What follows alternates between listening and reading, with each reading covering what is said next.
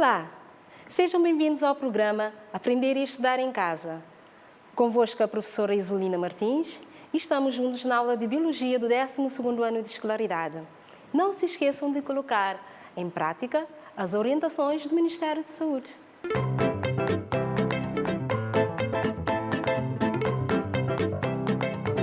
Antes de dizer qual é o sumário, eu hoje trouxe-vos a palavra esforço, como sendo um dos caminhos para alcançar o sucesso. O tema do nosso sumário é transmissão de características hereditárias, com destaque para o estudo das árvores genealógicas. Na aula passada, nós estudamos os alelos múltiplos e abordamos o conceito de alelos múltiplos. Também vimos alguns exemplos de casos de alelos múltiplos que acontecem nas populações de animais, como é o caso da cor de pelos na população de coelhos, não é? E o caso de sistema sanguíneo, ABO, na população humana. Para hoje, vamos abordar o conceito de genética, hereditariedade e árvore genealógica. Vamos recordar os conceitos de gene dominantes e genes recessivos. Vamos também conhecer as simbologias utilizadas na construção de uma árvore genealógica e, por último, interpretar uma árvore genealógica relativa a uma determinada característica.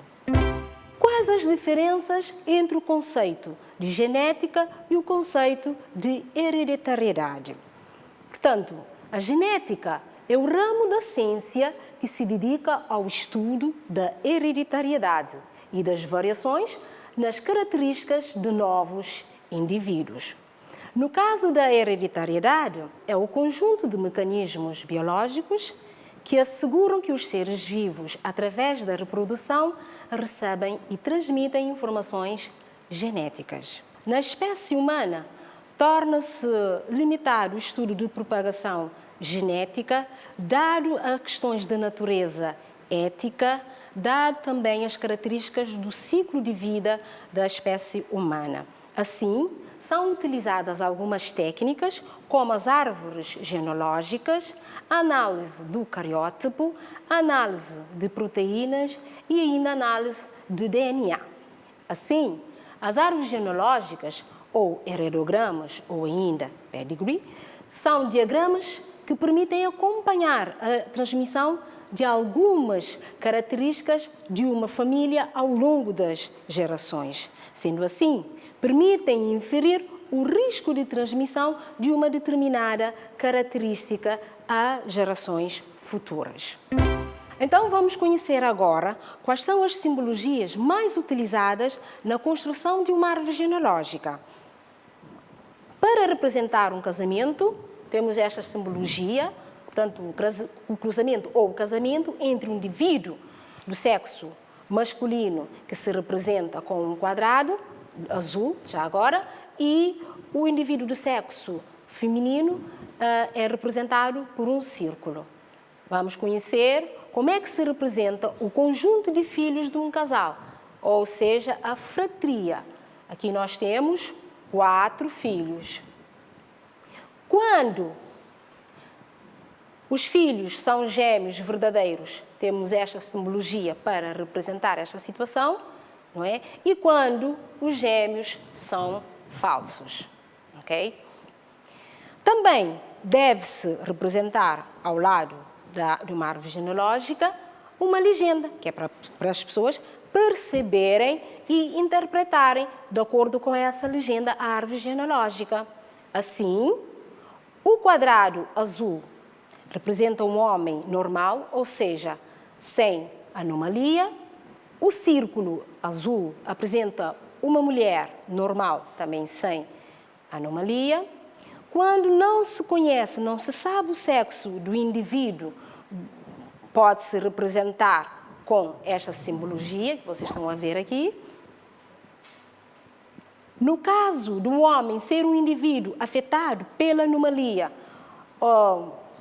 aqui eu escolhi um quadrado rosa para representar o homem afetado, e se for uma mulher, utilizamos ou neste caso eu utilizei o círculo rosa para representar a mulher afetada pela anomalia. No entanto, a mulher pode ser portadora de um gene da anomalia, mas pode não manifestar a anomalia e representa-se com este símbolo. Vamos dar exemplo e interpretar uma árvore genealógica. Nesta árvore genealógica temos 3 gerações. Na primeira geração temos um cruzamento que resulta entre um indivíduo de sexo masculino afetado pela anomalia e o indivíduo do sexo feminino. Deste cruzamento, quantos filhos resultaram? Resultaram 3 filhos. Estão a ver aqui? 2 do sexo feminino, muito bem, e 1 do sexo masculino. Muito bem. E aqui, o indivíduo do sexo masculino casou-se com uma mulher e deste casamento resultaram quantos filhos? 2 filhos. Portanto, 1 é do sexo masculino, é ou não é afetado pela anomalia? Sim, é afetado pela anomalia. E o indivíduo do sexo feminino, que é um indivíduo normal.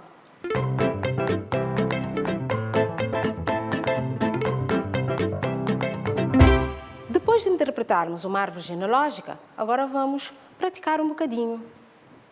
A seguinte árvore genealógica representa a transmissão de uma determinada anomalia. Aqui, na primeira geração, temos 2 indivíduos afetados pela anomalia, não é? Que se casaram e deste casamento resultaram 3 filhos, 2 de sexo feminino e 1 do sexo masculino. Dos filhos, 1 do sexo feminino é afetado pela anomalia. Este indivíduo do sexo feminino, afetado pela anomalia na segunda geração, casou-se com um homem. Deste casamento resultaram 5 filhos, sendo que 2 indivíduos do sexo feminino afetados pela anomalia. O indivíduo 4, que é um dos filhos resultantes do cruzamento entre os indivíduos 1 e 2 da primeira geração, casou-se com uma mulher e deste casamento resultaram 3 indivíduos do sexo feminino e 2 indivíduos do sexo masculino, sendo que nenhum deles é afetado pela anomalia. Reparem que a anomalia aparece em todas as gerações.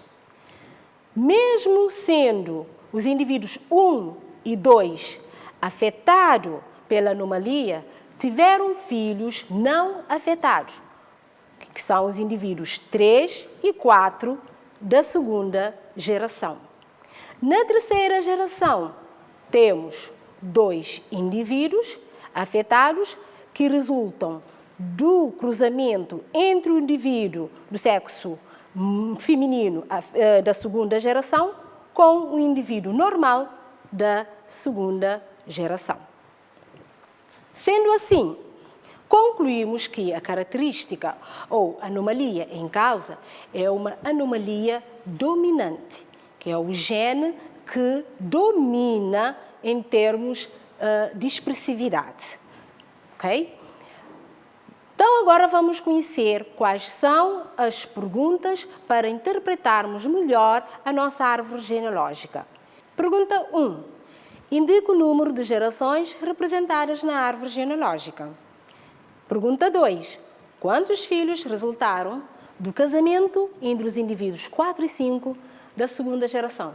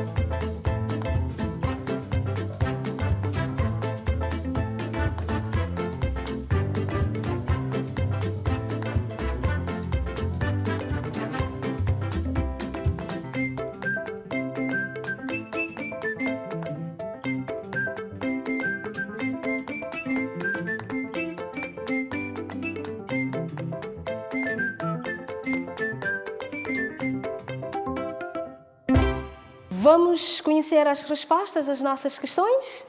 Muito bem. Para a nossa primeira questão, quantas gerações temos representadas na árvore? 3. 1, 2 e o 3. Muito bem. E quantos filhos resultaram do casamento entre os indivíduos 4 e 5 da segunda geração? Conseguem me responder? Muito bem, são 5 filhos. Aqui nós temos os indivíduos 4 e 5, não é? E deste casamento temos o indivíduo 6, 7, 8, 9 e 10, ou seja, 5 filhos. Pergunta 3. Indique os indivíduos afetados pela anomalia na terceira geração. Vamos lá. E quarta questão. Quantas mulheres existem na segunda geração? Vamos pensar.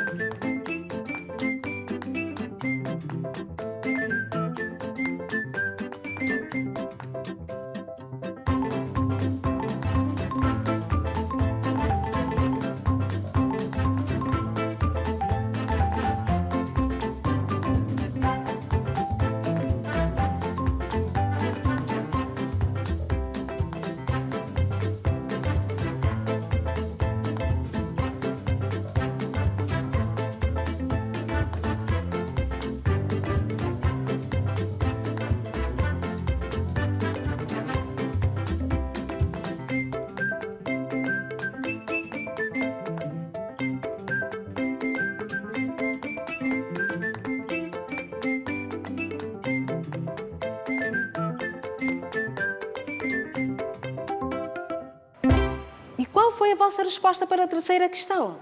Vamos ouvir? Muito bem! Os indivíduos 2 e 3 da terceira geração são indivíduos afetados pela anomalia e ambos são do sexo feminino. Muito bem! E qual foi a vossa resposta para a quarta questão? Quantas mulheres existem na segunda geração? Aqui está a segunda geração. Quantas? Muito bem!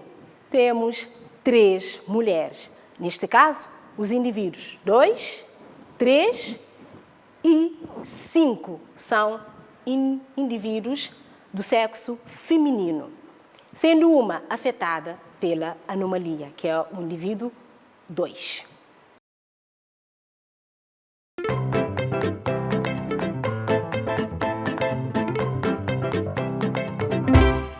Nós já construímos uma árvore genealógica, agora chegou a sua vez de construir uma árvore genealógica. E vamos ler então um pequeno texto e com base nesse texto, em casa vão construir e interpretar uma árvore genealógica. Na família Souza, a Maria tem olhos azuis e o mesmo acontece com a Rita, sua filha. O Miguel, marido de Maria e pai de Rita, apresenta olhos castanhos e o seu filho Joaquim também. Os pais da Maria são o Beto, que possui olhos azuis, e a Helena, de olhos castanhos. O Pedro, irmão de Maria, casou com a Hélida e tiveram 2 filhos de olhos castanhos, Laura e Hélio. Tanto Pedro como a Hélida têm olhos castanhos. Vamos considerar a letra C como sendo a letra que representa o gene para a característica dominante, cor castanho, não é? E a letra A, minúscula, para representar o gene para a característica recessiva, cor de olhos azuis.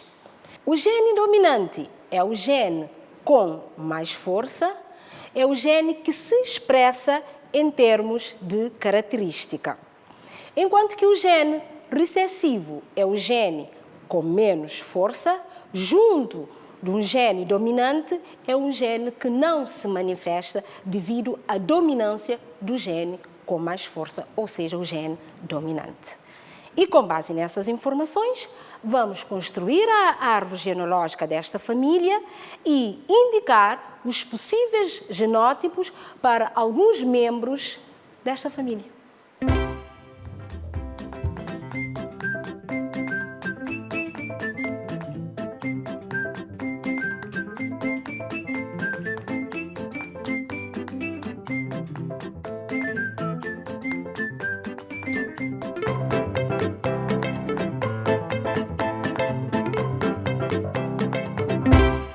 Antes de fechar a nossa aula, vamos recordar os conceitos que foram abordados, nomeadamente o conceito de genética, hereditariedade e árvore genealógica. Também analisamos e interpretamos uma árvore genealógica. E em casa, não querem construir a árvore genealógica da vossa família?